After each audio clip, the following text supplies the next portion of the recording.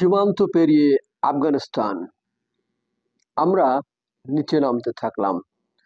আগে ছিল চড়াই, এখন শুরু হলো উতরাই।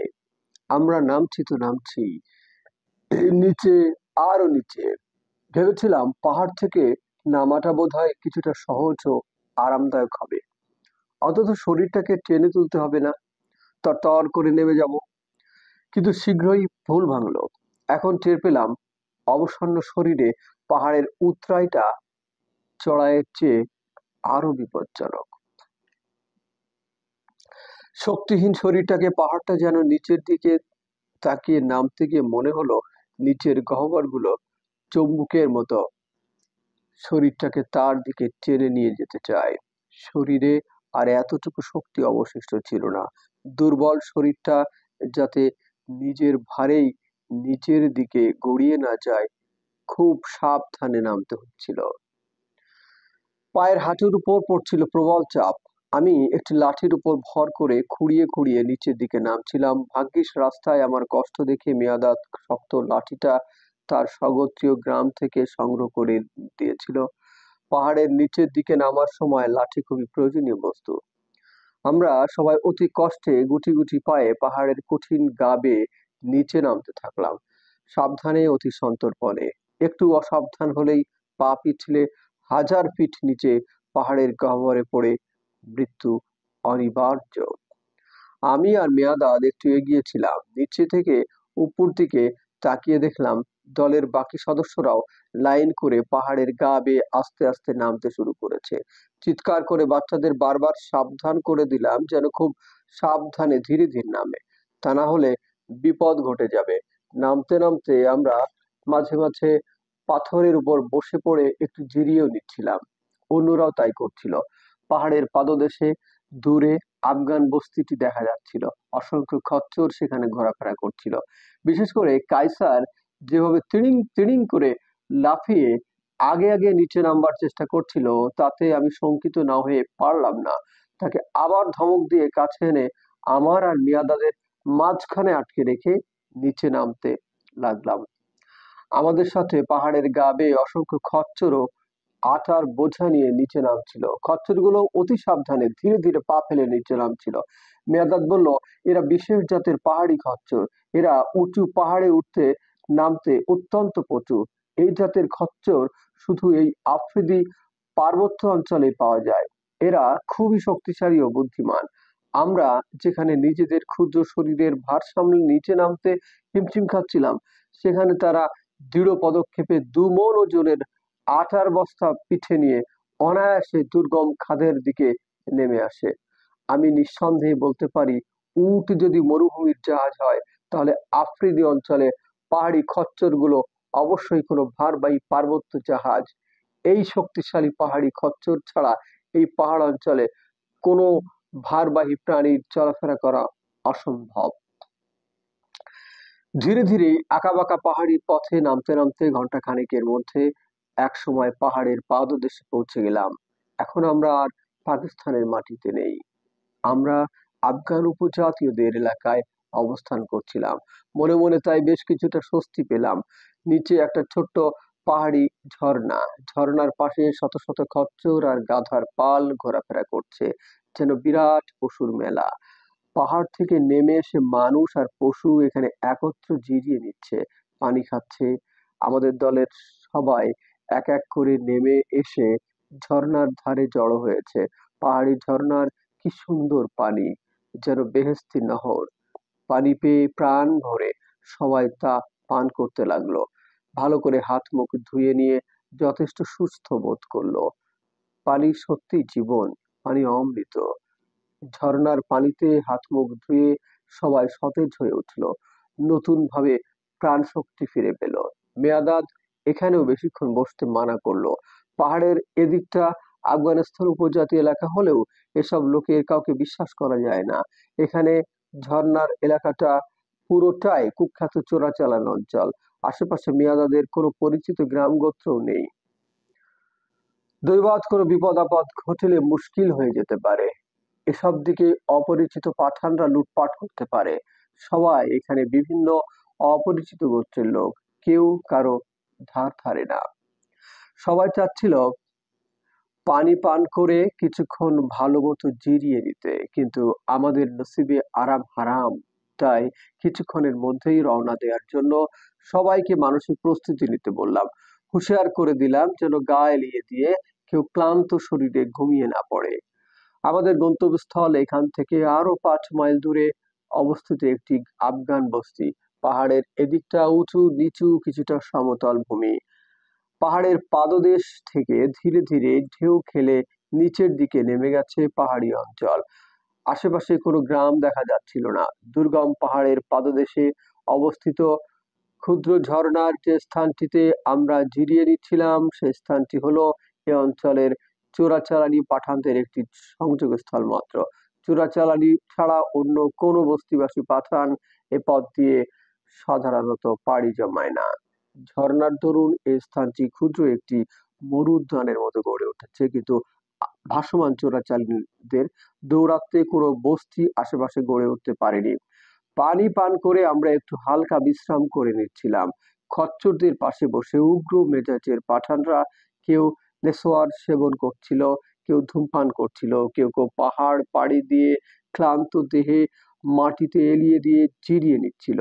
অন্যরা এখানে ওখানে বিক্ষিপ্তভাবে জটলা করে বসে নিচু স্বরে আলাপ আলোচনা করছিল। মালের হিসাব কেতাব নেওয়া হচ্ছিল, মালের হাত বদল হচ্ছিল। বেশিরভাগই মনে হলো এরা ভারবাহী জন্তুর সাথে মজদুর শ্রেণীর পাঠান ও পাঠান সর্দার। স্থানটা আমার মোটেও সুবিধাজনক মনে হলো না। সবাইকে তাড়াতাড়ি এখান থেকে গাত্রোত্থান করতে বললাম। বেলা গড়িয়ে গেলে এখানে অসুবিধা হবারই সম্ভাবনা। শেষ আফগান বস্তিতে বেলা তখন 5টা বেজে 25। আমরা আবার রওনা দিলাম। এগিয়ে চললাম একটি পাহাড় রাস্তা ধরে। এদিক কিছুটা উঁচু নিচু হলেও ততটা বিপজ্জনক নয়। কিছুক্ষণের মধ্যে আমরা ঢালু সমতল ভূমিতে পৌঁছে গেলাম। আমরা চলছিলাম একটি শুকনো পাহাড়ি নদীর উঁচু কিনারা দিয়ে। বরফ গললে এসব নদীতে হঠাৎ করে বান আসে, তা না হলে সারা বছর শান্ত শুকনোই থাকে। এরকম জলবিহীন শুকনো নদী বাংলাদেশে কোথাও দেখা যায় না। যাত্রার শেষ পর্বে চলতে আমাদের কষ্ট হলেও মনের বল ছিল যথেষ্ট। পাকিস্তান অঞ্চলে যেভাবে পদে পদে ধরা পড়ার আশঙ্কায় মানসিকভাবে বিপর্যস্ত ছিলাম, এখানে আমাদের সেই ভয়ভীতি নেই। তাই চলতে চলতে প্রতিটি পদক্ষেপে সবার মুখে আশার আলো জ্বলে উঠছিল। এবার পালা করে কেউ খচ্চরের পিঠে উঠছিল, কেউ আবার হেঁটে চলছিল। আমার কোমরে ছিল প্রচন্ড ব্যথা। ব্যথার জ্বালায় পূর্ব প্রতিজ্ঞা ভুলে গিয়ে আবার একবার খচ্চরের পিঠে চড়লাম। আসলে ঘোড়ার পিঠে আর খচ্চরের পিঠে চড়ার মধ্যে বহুত তফাৎ। খচ্চরগুলো কেমন যে খটখট করে বিশ্রীভাবে চলে, কোমরে বেশ লাগে। আমার কোমরে ছিল এমনিতেই ব্যথা, অতএব দ্বিতীয়বার খচ্চর দ্বারা আর কোনো রকম অঘটন ঘটবার আগেই মনে মনে নেমেই পড়লাম। আগেই মানে নেমেই পড়লাম। মেয়াদাদ বলল, খচ্চর প্রাণীটি নাকি খুবই বুদ্ধিমান। যাকে তার পছন্দ হয় না তাকে মোটেই ভালো করে পিঠে বসতে দেয় না। কথাটা কতটুকু সত্যি জানি না, অন্তত আমার বেলায় মনে হলো কথাটা ধ্রুব সত্য। তা খচ্চর বেটার পিঠে বসেই টের পেয়েছি। খচ্চর সত্যিই এক অদ্ভুত প্রাণী। এর আচার ব্যবহার নিয়ে বিস্তর গবেষণা হওয়া উচিত। 24 ঘন্টা খচ্চরদের সাথে বিচরণ করে ভালোভাবে টের পেলাম এরা অন্তত গাধার মতো বোকা নয়, মোটামুটি বুদ্ধিমান প্রাণী। আমরা দৃঢ় অথচ ধীর পদক্ষেপে আফগান উপজাতি লোকালয়ের দিকে এগিয়ে যাচ্ছিলাম। হঠাৎ যেন আজাব খা কাফেলার গতি বাড়িয়ে দিল। সারা রাস্তায় রাতের অন্ধকারে দুর্গম পাহাড় পর্বতে সেই ছিল আমাদের একমাত্র দিক নির্দেশক ও পথ প্রদর্শক। রাতের গভীর অন্ধকারে অন্ধের মতো তার পেছন পেছন পুরো কাফেলা তাকে অনুসরণ করেছে। সম্মুখে 1 নম্বর খচ্চরের সাথে মিশে থাকে আসাব খা। তার গতির সাথে খচ্চরদের তাল মিলিয়ে চলতে হয়। আজব মানুষ, আজব মানুষ এই আজাব খা। পরনে দুর্গন্ধময় ময়লা সেলোয়ার কামিজ, পায়ে পুরনো কাবুলি চপ্পল, মুখে বাঁধা ময়লা মাফলার, শুধু চোখ দুটো খোলা। পকেটে তার নেসোয়ারের ডিব্বা। নেসোয়ার খেয়ে খচ্চরের মতোই শুধু সে সামনে চলতে থাকে। মানুষ থেকে খচ্চরদের সাথেই তার মিল বেশি। পাহাড় ভেঙে সামনে এসে চলছে তো চলছেই। মুখে তার টু শব্দ নেই। চক্ষু তার তীক্ষ্ণ দূরবীনের মতো, কান দুটো শক্তিশালী রাডারের মতো। এ জীবনে তার দুঃখ কষ্টের কোনো অনুভূতি আছে কিনা বোঝা মুশকিল। যেন সাক্ষাৎ চলমান রোবট। আমরা সমতল পাহাড়ি রাস্তা দিয়ে চলছিলাম। দেখতে দেখতে আমরা কাকাবাই উপজাতি এলাকার শেষ আফগান বস্তিতে এসে পৌঁছলাম। জীর্ণ শীর্ণ, ধুলায় মাখানো সবার শরীর, মলিন বসন, শুষ্ক চেহারা। বস্তির পাশে খোলা মাঠে আমাদের কাফেলা এসে থামলো। এক এক করে দলের সদস্যরা কেউ হেঁটে, কেউ খচ্চরের পিঠে চড়ে, কেউ খুঁড়িয়ে খুঁড়িয়ে গন্তব্যস্থলে উপস্থিত হলেন। যারা হাঁটছিলেন তারা সটান মাটিতে শুয়ে পড়ে ধুঁকতে লাগলেন। যারা খচ্চরের পিঠে ছিলেন তারা এতই শক্তিহীন হয়ে পড়েন যে খচ্চরের পিঠ থেকে নামবার শক্তিটিও তাদের অবশিষ্ট ছিল না। অতি কষ্টে ধরাধরি করে মাটিতে নামাতে হলো। মিয়াঁদাদের লোকজন আফগান বস্তি থেকে ছুটে এলো, সবার খোঁজ খবর নিল, পানি খাওয়ালো। আমাদের অবস্থা তখন এতটাই করুণ ছিল যে আমরা নিজেরাই একে অন্যের চেহারা দেখে চিনতে পারছিলাম না। আমার স্ত্রীর এমনই দশা হয়েছিল যে পরদিন কাবুল পৌঁছে যখন তার ওজন নেওয়া হয় তখন দেখা যায় মাত্র 24 ঘন্টায় এই অভিযানে তার 10 পাউন্ড ওজন কমে গেছে। বেলা তখন 6টা বেজে 35 মিনিট। কি আশ্চর্য! এত বাধা বিপত্তি অতিক্রম করে ঠিক 24 ঘন্টার মাথায় এসে আমাদের মহাযাত্রা শেষ হলো। 24 ঘন্টা আগে পাকিস্তানের পেশোয়ার থেকে সন্ধ্যা 6টায় আমরা যাত্রা শুরু করেছিলাম। আর আজ এই মুহূর্তে আফগানিস্তানের একটি বস্তিতে আমরা। মনে হলো 24 ঘন্টা নয়, যেন 24টি দিন পার করে এসেছি। আস্তে আস্তে সবাই উঠে দাঁড়ালো। নড়াচড়ার শক্তি ফিরে পেল ধীরে ধীরে। সবাই মেয়াদাতকে ঘিরে জিজ্ঞেস করতে লাগলো, খান ভাই, খান ভাই, জলদি করে বলো আমরা এখন মুক্ত কিনা। হ্যাঁ হ্যাঁ, आप लोग आजाद है, आजाद है, आजाद। হাসতে হাসতে মিয়াদাত সাহেব জবাব দেয়। বাচ্চারা চিৎকার করে ওঠে, hooray, 3 cheers for Khan, hip hip hooray. মুক্তির আনন্দে সবার মুখে হাসি ফুটে ওঠে। আমরা মহা আনন্দে একে অন্যকে জড়িয়ে ধরে কোলাকুলি করতে থাকলাম। আহ, মুক্তির কি অপার আনন্দ! আমরা যেন নতুন করে আরেকটি জীবন ফিরে পেলাম। আফগানিস্তানের আকাশের নিচে দাঁড়িয়ে আমরা আজ মুক্ত। আনন্দে ধেই ধেই করে নাচতে ইচ্ছে করছিল। আশেপাশের বৃক্ষহীন আফগান পাহাড়গুলোর শুষ্ক রুক্ষ দৃশ্যও তখন বড় ভালো, বড় সুন্দর লাগছিল। আনন্দে বাচ্চারা লাফালাফি ছুটোছুটি করছিল। এতক্ষণ সারা রাস্তায় তাদের ধমক দিয়ে বারবার চুপ করাচ্ছিলাম। এখন তাদের বললাম, যত পারো নাচো, গাও। তারা মহা খুশিতে যা ইচ্ছে তাই করতে লাগলো। পাঠানদের সাথে ইয়ার্কি করা শুরু করলো। বিরান অঞ্চলে একটি অখ্যাত আফগান বস্তির পাশে দুটি বাঙালি পরিবারের মুক্তির এই মুহূর্তটা বড়ই আনন্দময় হয়ে উঠল। সেই সুখময় অনুভূতি কলমের ভাষায় প্রকাশ করা সম্ভব নয়। বিদায় মেয়াদাত খাঁ। ক্লান্ত খচ্চরগুলো একপাশে দাঁড়িয়ে ঝিমিয়ে ঝিমিয়ে ঘাস চিবোচ্ছিল।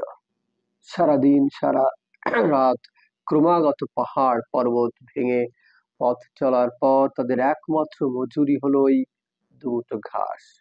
খচ্চরগুলোর পাশে বসে আজাব খাঁ নেসোয়ার খেয়ে বুঁদ হয়ে পাথরে হেলান দিয়ে বসেছিল। বাচ্চারা তার কাছে গিয়ে দুষ্টুমি শুরু করলো। তার মুখের মাফলারটা খুলে তার সাদা ঢাকা তার সদা ঢাকা মুখখানা একটিবার দেখানোর জন্য মায়না ধরলো। কিন্তু আজাব খাঁর কোনো অনুভূতি নেই। এসব ফাত্রামি তার ভালো লাগে না। হাতের ইশারায় বলে, যাও যাও। আরো দুজন পাঠান সাথী ছিল। তারা অবশ্য বাচ্চাদের দুষ্টুমি দেখে বেশ হাসাহাসি করছিল। তারাও বুঝতে পেরেছিল মুক্তির আনন্দে বাঙালিরা খুশিতে আত্মহারা। মেয়াদাত আমাদের জন্য যথেষ্ট কষ্ট করছে। একের পর এক বিপদ এসেছে, কিন্তু সে আমাদের সাথে বেইমানি করেনি। এটাই পরম সৌভাগ্যের কথা। মেয়াদাতকে এক কোণে ডেকে নিয়ে গেলাম এবং চুপি চুপি তার হাতে 500 টাকার নোট গুঁজে দিলাম। সে বড়ই খুশি হলো। তাকে অবশ্য পেশোয়ারে চুক্তিমতো টাকা পরিশোধ করেই এসেছিলাম। এটা মুক্তির আনন্দে অতিরিক্ত বকশিস। মেয়াদাত আবেগে আপ্লুত কণ্ঠে বলল, সাব, আল্লাহর বহুত শুকুর, আপনাকে সহি সালামতে পৌঁছাতে পেরেছি। আমার চাচাকে এখন ফিরে গিয়ে আমি খুশির খবর দিতে পারবো। তা না হলে তাকে খুব তা না হলে তাকে মুখ দেখাতে পারতাম না। চাচা আপনাকে বহুত ইজ্জত করেন। তার কথায় আমি হৃদয়ে বড়ই মর্মবেদনা অনুভব করলাম। আমি বললাম, মেয়াদাত, ফিরে গিয়ে তোমার চাচাকে বহুত শুকরিয়া জানাবে। আমার আমার বেগম সাহেবার তরফ থেকেও তাকে শুকরিয়া জানাবে। তার কথা আমরা সব সময় মনে রাখবো। পশ্চিম গগনে অস্তগামী সূর্য পাহাড়ের পেছনে ডুব দিয়েছে। শুধু লাল আলোর ছটায় আশপাশের পাহাড় চূড়াগুলো তখনও আলোকিত। বেলা তখন 7টা বেজে 10 মিনিট। আমাদের কাবুলের পথে রওনা দিতে হবে। মিয়াঁদাদের পূর্ব প্ল্যান অনুযায়ী এখান থেকে আমাদের যাত্রীবাহী বাসেই যাওয়ার কথা ছিল। এই বিরান বস্তি অঞ্চলে সারাদিনে একটি মাত্র ভাঙা বাসই আসে, কিন্তু আমাদের পৌঁছাতে দেরি হয়ে গেছে। বিকেল 5টায় বাসটি ছেড়ে চলে গেছে। অগত্যা মিয়াঁদাদের লোকজন চোরাচালানিদের সাথে কথা বলে তাদের আটা ভর্তি চোরাই ট্রাকে আমাদের যাওয়ার ব্যবস্থা করলো। মাথাপিছু 50 রুপি, বাচ্চাদের 15 রুপি। এখানে কায়সার আহমেদের একটি ছবি দেওয়া রয়েছে, জাতীয় ও মোহামেডান দলের তুখোড় ফুটবল খেলোয়াড় কায়সার আহমেদ। ট্রাকে চড়ে সরাসরি কাবুল পৌঁছে যাব। আটার বস্তা ভর্তি ট্রাক কাঁচা রাস্তার উপর আমাদের জন্য অপেক্ষা করছিল। সবাই এক এক করে ট্রাকের উপর গিয়ে উঠল। এবার আমারও বিদায় নেওয়ার পালা। মেয়াদাত বারবার খুব ভালো করে ড্রাইভারকে বলল আমাদের প্রতি খেয়াল রাখবার জন্য। আমাদের পথ চলার সবচেয়ে বড় বন্ধু মিয়াদাত খান, আমার এক সময়ের বিশ্বস্ত সুবেদার গুল বাদশা খান ভাতিজা এই মিয়াদাত খান। যাত্রা শুরুর আগে গুল বাদশা যথার্থই বলেছিল, সাব, হামারা ভাতিজা মার গয়া লেকিন বেইমানি নেই করেগা। মুক্তির স্বর্গরাজ্যে পৌঁছে বারবার আমার সুবেদার গুল বাদশার কথাই মনে পড়ছিল। আফসোস, তার সাথে আমার আর কোনোদিন দেখা হবে না। মেয়াদাদের কাছ থেকে বিদায় নিতে আমার খুবই কষ্ট হচ্ছিল। অজানা অচেনা দুর্গম গিরিপথে তার মতো একজোড়া কৃত্রিম পাঠান সহচরের সাহায্য না পেলে আমাদের যে কি অবস্থা হতো তা কল্পনা করতেও ভয় পায়। পদে পদে আমরা বিপদের সম্মুখীন হয়েছি। মেয়াদাত খা ঘাবড়ে যায়নি। অসীম সাহসে বিশ্বস্ত বন্ধুর মতো আমাদের পাশে অটল রয়েছে। বারবার আমার মনোবল ভেঙে পড়েছে, কিন্তু মিয়াঁদাদের সাহচর্য আমাকে জুগিয়েছে অসীম সাহস ও মনোবল। সীমান্তের বর্ডার রক্ষীরা আমাদের পিছু ধাওয়া করছিল। ধরা পড়লেও মিয়াঁদাদেরও বিপদ হতো। পাহাড়ের প্রান্তে এসে আমাদেরকে সে রাস্তা দেখিয়ে কেটে পড়তেও পারত, কিন্তু বিশ্বস্ত মিয়াঁদাদ তা করেনি। নিজের বিপদের ঝুঁকি নিয়েও যাত্রার শেষ প্রান্ত পর্যন্ত আমাদের সাথে ছিল। তার কথা সে অক্ষরে অক্ষরে পালন করেছে। অপূর্ব তার সাহস। গভীর কৃতজ্ঞতার সাথে মেয়াদাতকে আলিঙ্গন করলাম। আবেগের অতিসাহ্যে শেষ মুহূর্তে আবেগ কণ্ঠে বললাম, মেয়াদাত, তোমাকে বহুত শুকরিয়া। তোমার কথা আমি জীবনে কোনোদিন ভুলবো না। কঠিন হৃদয়ের অধিকারী তরুণ উপজাতি পাঠান মেয়াদাত খানও আবেগে অভিভূত হয়ে উঠল। বলল, সাব, দোয়া করি আপনি সহি সালামতে আপনার দেশে গিয়ে পৌঁছান। আপনি ও বেগম সাব আর ছোট বাচ্চারা বহুত তকলিফ করেছেন। মুস্তাফি মাফ করবেন। অশ্রুসিক্ত নয়নে তাকে আলিঙ্গনে আবদ্ধ রেখে বললাম, ভাতিজা, পেশোয়ারে ফিরে গিয়ে তোমার চাচাকে আমার সালাম জানাতে ভুলবে না। বলবে এই মুহূর্তে তাকে আমি বহুত বহুত ইয়াদ করেছি। তার সাথে আমার আর দেখা হবে না, কিন্তু চিরকাল তাকে মনে রাখবো। আমি জরুর আপনার সালাম চাচাকে পৌঁছাবো। আমি আপনাকে বহুত তিনি আপনাকে বহুত ইজ্জত করেন। আপনি দেশে পৌঁছালে তিনি বহুত খুশি হবেন। মেয়াদাদের কণ্ঠ ভারী হয়ে এলো। তার আলিঙ্গন থেকে মুক্ত হয়ে আমি ট্রাকের উপর চড়লাম। আমাদের ট্রাক ছাড়লো, যতদূর দৃষ্টি পড়লো মিয়াদাদ অপলক দৃষ্টিতে আমাদের দিকে তাকিয়ে রইল। একসময় পাহাড়ের বাঁকে সদৃশ্য হয়ে গেল, সেই সাথে শেষ হয়ে গেল পাকিস্তানের সর্বশেষ ব্যক্তির সাথে আমার প্রত্যক্ষ সম্পর্ক। কাবুলের পথে আমরা। ট্রাক চলছিল আফগানিস্তানের জালালাবাদের দিকে। কাবুল তখনও প্রায় 200 মাইল দূরে। ঘড় ঘড় শব্দে আঁকাবাঁকা পাহাড়ি পথ বেয়ে পুরোনো ট্রাক এগিয়ে চলল। আমরা 11 জন যাত্রী, এক পাল ভেড়ার মতো গাদাগাদি করে চেপে আছি আটার বস্তার উপর। কোনোদিন কি ভেবেছিলাম মালবাহী ট্রাকের উপরে চড়ে কাবুল ভ্রমণ করতে হবে। এতক্ষণ যে সব আটার বস্তাগুলো খচ্চর বাহিত হয়ে ডুরান্ড লাহিনীর উঁচু পাহাড়ের উপর থেকে এপারে চোরাচালান পথে আসতে দেখেছিলাম, ওই সব চোরাই মালই এখন ট্রাকে চাপিয়ে কাবুলের পথে পাচার করা হচ্ছে। আমরাও একই কায়দায় একই ট্রাকে চেপে আটার বস্তাগুলোর সাথে চোরাচালানি পণ্য হয়ে কাবুলের বাজারে পাচার হচ্ছিলাম। কি অদ্ভুত অভিজ্ঞতা! প্রথমে ভেবেছিলাম আটার বস্তার উপর আমাদের আসন আরামদায়ক হবে, কিন্তু কিছুক্ষণের মধ্যেই ভুল ভাঙলো। গত রাতে তুষার ঝড়ে বস্তা সব ভিজে গিয়ে পাথরের মতোই শক্ত হয়ে গেছিল, তাই বসতে খুবই কষ্ট হচ্ছিল। বিশেষ করে পাহাড়ি অমসৃণ রাস্তায় শক্ত বস্তার উপর ট্রাক ভ্রমণ বড়ই অস্বস্তিকর হয়ে উঠল। প্রায় আধ ঘন্টা চলার পর ট্রাক জালালাবাদ শহরে এসে পৌঁছলো। জালালাবাদ পাকিস্তান বর্ডার চেকপোস্ট তুরখামের ধারেই। আমি কাউকে নামতে মানা করলাম, ট্রাকের তেরপলিনটি আরো ভালো করে টেনে দিলাম।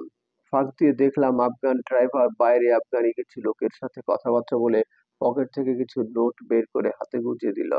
তারপর একসাথে পাশে চায়ের দোকানে গিয়ে চা পান করতে বসলো। ইচ্ছে ছিল কিছু কিনে খাওয়ার, কিন্তু ট্রাকের ভেতর আমরা ভয়ে গুড়ি সুড়ি মেরে চুপচাপ বসেছিলাম। অনর্থক এই বর্ডার শহরে কারো উৎসুক দৃষ্টি আমাদের দিকে আকর্ষণ করতে চাইলাম না। গাড়ি বেশিক্ষণ থামলো না। ড্রাইভার তাড়াতাড়ি চা খেয়ে ফিরে এলো এবং কাবুলের পথে রওনা দিল। ট্রাকের মালামাল ছিল অবৈধ, কড়কড়ে নোটের মাধ্যমে সবই বৈধ হয়ে গেল। বলা বাহুল্য, আমরাও ছিলাম অবৈধ মাল। আফগানিস্তানে ওই সময় খাদ্যাভাব চলছিল। পাকিস্তান থেকে চোরাই পথে আটা আর গম হরদম পাচার হচ্ছিল। সন্ধ্যার অন্ধকার ঘনিয়ে এলো। ঘড় ঘড় ঘড় ট্রাক এগিয়ে চলেছে আপন গতিতে। পাহাড়ের আঁকাবাঁকা পথে ভীষণ ঠান্ডা পড়েছে এদিকে। আমরা 11টি প্রাণী শীতের প্রচন্ডতায় গাদাগাদি করে বসে আছি শক্ত বস্তার উপর। এত কষ্টকর পাহাড়ি পথ ও যাত্রার পর ট্রাকে চড়েও সামান্য আরাম আমাদের কপালে জুটল না। হায় রে নসিব! তেরপেলেনের ঢাকা ট্রাকের ভেতরটা ঘন অন্ধকার, কেউ কারো চেহারাও দেখতে পাচ্ছিলাম না। সবকিছু মিলে এক অস্বস্তিকর পরিবেশ। তবু ভীষণ ক্লান্তি ও অনিদ্রায় আমার চোখ দুটি বুজে আসলো। বাইরে ভেতরে অন্ধকার, বিপদ আশঙ্কা তিরোহিত হওয়ায় আমার মাথা থেকে বিরাট দুশ্চিন্তার বোঝা নেমে গেছে। আশ্বস্ত মন ভেসে চলছিল হালকা হাওয়ায়। ভাবছিলাম কি বিচিত্র দেশেই না বসবাস করছিলাম। সেই দেশ ছেড়ে স্ত্রী পুত্র কন্যা নিয়ে প্রাণ ভয়ে পালিয়ে যাচ্ছি। কি দোষ ছিল আমাদের? কি অপরাধ করেছিলাম আমরা? কি অপরাধ ছিল এই অবুঝ ছেলে মেয়েদের? কি সাংঘাতিক বিপদের ঝুঁকি নিয়ে দুর্গম পাহাড় পর্বত অতিক্রম করেছি? কি অবস্থা হতো যদি পালাবার পথে পাহাড় অঞ্চলে ধরা পড়তাম সীমান্তের এই রক্ষীদের হাতে? কি হতো পাঠানরা যদি রাস্তায় আমাদের সাথে বেইমানি করতো? কি হতো পাহাড়ি ডাকাতরা আমাদের সর্বস্ব লুটপাট করে পাহাড়ি গুহায় বন্দি করে রেখে দিলে? এখন কি হবে আমাদের অবস্থা আফগানিস্তানে? নতুন করে বিপদ দেখা দেবে না তো এখানে? ফিরে যেতে পারবো তো সুদূর বাংলাদেশে? এসব কত শত চিন্তা চারিদিক থেকে এসে ভিড় জমালো মাথার চারপাশে। আমাদের মালবাহী ট্রাক জালালাবাদ থেকে এবার সোজা কাবুলের দিকে এগিয়ে চলছিল। এটা ঐতিহাসিক খাইবার গিরিপথ। এই গিরিপথেই নির্মিত হয়েছে শান্ত সড়ক। রাস্তার এক পাশে বিশাল পাহাড়, অন্য পাশে হাজার হাজার ফিট নিচে গিরিখাত দিয়ে প্রবাহিত হচ্ছে সরু পাহাড়ি কাবুল নদী। মাঝখানে দুর্গম গিরিপথ, দুপাশে গগনচুম্বী উঁচু পাহাড়ের সারি। বহু প্রাচীন স্মৃতি জড়িয়ে আছে কাবুল, পেশোয়ার, খাইবার গিরিপথে। প্রাচীনকালের আলেকজান্ডার থেকে শুরু করে শক, হুন, মোগল, পাঠান আক্রমণকারীরা যুগ যুগ ধরে এই পথেই অভিযান চালিয়েছে ভারতবর্ষের বিস্তীর্ণ অঞ্চলে। তারা এগিয়ে গেছে এই পথ বেয়েই, যে পথ দিয়ে আমরা এখন চলেছি কাবুলের উদ্দেশ্যে। পাহাড় সারির গায়ে কঠিন কালো শিলাগুলোতেই লেখা রয়েছে তাদের যুগের বিস্তৃত কাহিনী। পথের দুপাশের প্রতিটি শিলায় যেন অতীত ইতিহাসের এক একটি জীবন্ত সাক্ষী। কখনো সদর্পে অভিযাত্রীরা এ পথ দিয়ে এগিয়ে গেছে আক্রমণকারীদের এসে, কখনো পালিয়ে গেছে আশ্রয়ের খোঁজে কাবুলের দিকে। পাহাড়ি নদীর পাড় ঘেঁষে রাস্তা চলেছে ঐতিহাসিক গিরিপথ বেয়ে, আঁকাবাঁকা পথে। ইতিহাসের অভিযাত্রীদের মতো এই পথে আজ আমরাও যেন একই মিছিলে সামিল। প্রাণের ভয়ে পালিয়ে চলেছি একটি নিরাপদ আশ্রয়ের খোঁজে, ঠিক যেমন ভাবে পালিয়েছিলেন দিনহীন বেশে পরাজিত মোগল সম্রাট বাবর। পুত্র হুমায়ুন একই পথ বেয়ে কাবুলের উদ্দেশ্যে আশ্রয়ের সন্ধানে। আমিও আজ জীবন সংগ্রামে পরাজিত এক সৈনিক, সবকিছু হারিয়ে নিঃস্ব, বিপর্যস্ত, ছুটে চলেছি নিরাপদ আশ্রয়ের জন্য কাবুলের পথে।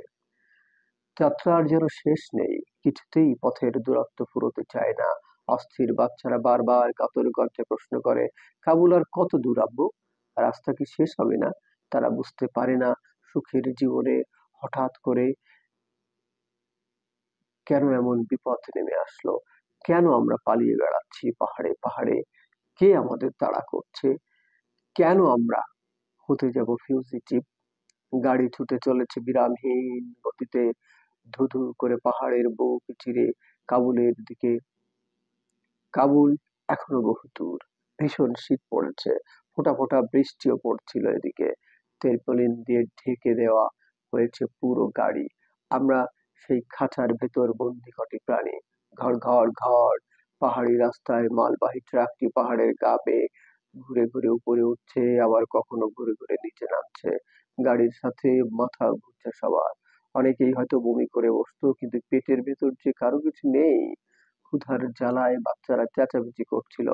পাথরের মতো শক্ত বস্তার উপর বসে বসে সবারই করুণ অবস্থা। গাড়িতে ক্রমাগত ঝাঁকুনিতে কোমর ভেঙে যাচ্ছিল যেন। শরীরের নিচের অংশ আছে কি নেই বুঝতে পারছিলাম না। মনে হচ্ছিল যে কোমর থেকে শরীরটা দুটুকরো হয়ে গিয়েছে। দীর্ঘ পাহাড়ি রাস্তায় দুর্গন্ধময় আটা ভর্তি মালবাহী ট্রাকের ভেতর অন্ধকারে বসে কি কষ্টে যে আমরা সময় অতিবাহিত করছিলাম তা লিখে বোঝাবার ভাষা আমার নেই। অসহ্য শ্বাসরুদ্ধকর অবস্থা। বদ্ধ মুরগির খাঁচার ভেতর অসহায় মুরগি পালের করুণ অবস্থার সাথে আমাদের তখনকার অবস্থা তুলনা করা যেতে পারে। মাত্র 1 বছর আগেই এই রাস্তা দিয়েই আমার নতুন ভক্সওয়াগেন কার নিয়ে বাচ্চা কাচ্চা সহ মহা আনন্দে পিকনিক করতে করতে কাবুল ভ্রমণে গিয়েছিলাম। আর আজ এমন সময়, এই দুঃসময়ে মেয়াদাদ পাশে নেই, প্রভু বদল হয়েছে। আমরা এখন ভিন্ন সর্দারের অধীনে।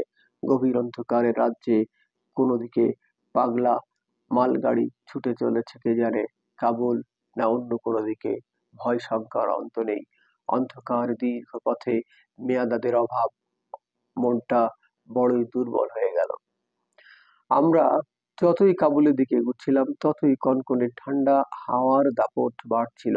আবহাওয়া বড়ই খারাপ। প্রচন্ড শীত পড়েছে এইদিকে। রাত 10টা।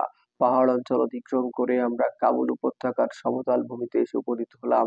সমতল ভূমিতে এবার সোজা সরল রাস্তা। আফগান ড্রাইভার আফিম খেয়ে নেশার ঘোরে দিক বিদিক জ্ঞান শূন্য হয়ে উল্কার গতিতে কাবুলের দিকে ধাবিত হলো। শক্ত করে বাঁধা তেরপলিনের উড়ু উড়ু অবস্থা। ঠান্ডা হাওয়া তীরের ফলার মতো তীক্ষ্ণ হয়ে গাড়ির ভেতর ঢুকছিল। শরীর জমে যাওয়ার উপক্রম হলো।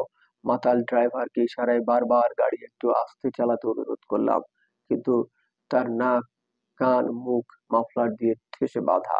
এই মুহূর্তে নেশাখোর মূর্খ ড্রাইভার কোনো আবেদন নিবেদন শুনতে নারাজ। মানুষের কোনো ভাষাই সে বোঝে না। ঠান্ডা থেকে বাঁচতে বাচ্চাদের আমরা জড়িয়ে ধরলাম।